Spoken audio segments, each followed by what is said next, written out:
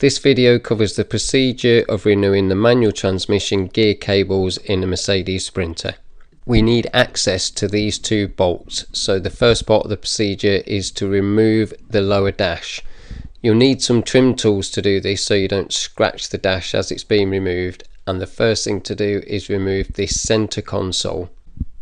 Now it's prised off, just remove this cable clip from behind. All the dash that's being removed, put somewhere safe so it doesn't get trodden on. Next you'll need a T25 Torx bit, either a screwdriver or a bit to put in an electric screwdriver or manual screwdriver. Use this to remove the Torx screws which are holding in the two sides of the centre dash. Be sure to keep the screws somewhere safe. I normally pop them into one of the drinks holders on the dash. Now we can release these two outer parts of the centre of the dash. Just pull them gently but firmly forwards towards you and up. Again, put them somewhere safe so they're not going to get damaged. We're now moving to the passenger footwell and removing the foam from the floor of the van and also the cover from the tool compartment.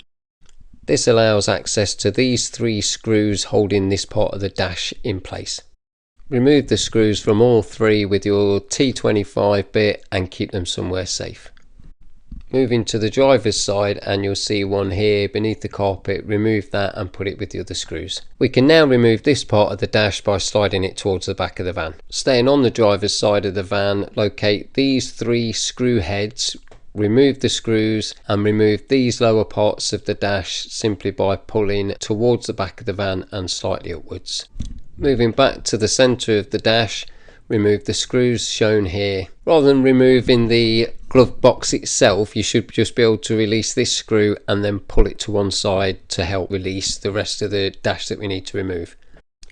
Pull this piece free, and then from the bottom of that section pull up and towards the back of the van to release this whole section. Once it's free, disconnect the connector onto the back of the 12-volt socket. We're now ready to feed the gear shift gator through the hole and remove that part of the dash and keep it somewhere safe. Removing the parts of the dash that we have has now allowed us access to these two 13mm bolts that we need to get to release the gear mechanism from the dash and get to the gear cables behind.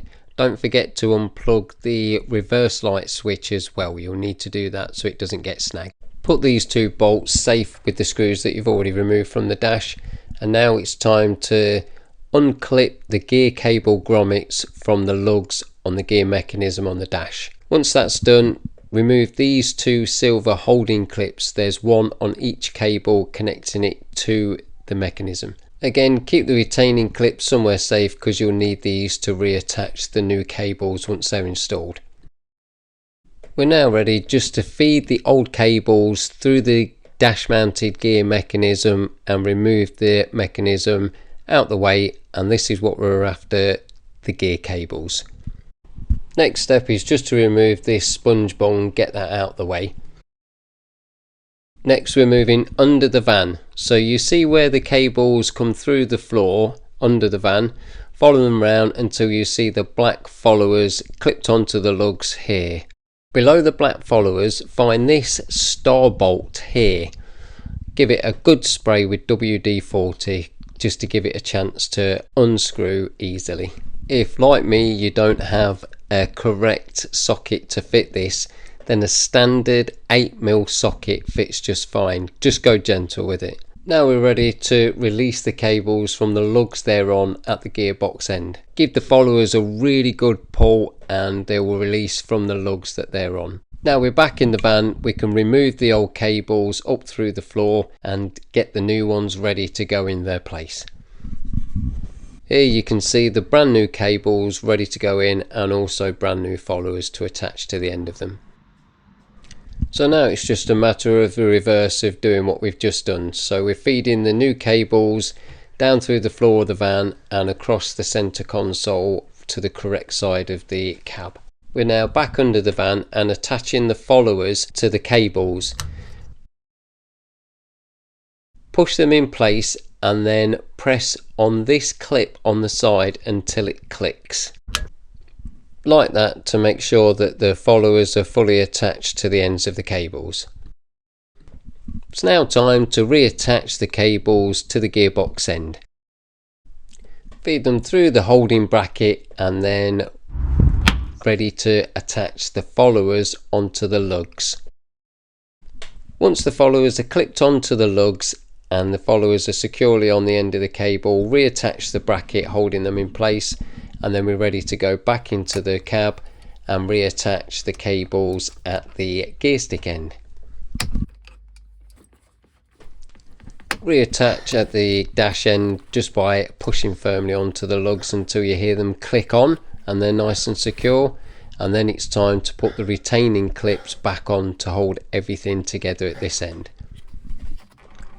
When both the silver retaining clips are in place holding the cables to the dash mounted gear mechanism, it's then time to slide the two rubber lugs into their places in the metal of the dash, you can see here, and then we can get both the 13mm bolts back onto the dash holding everything in place. Do these up nice and tight.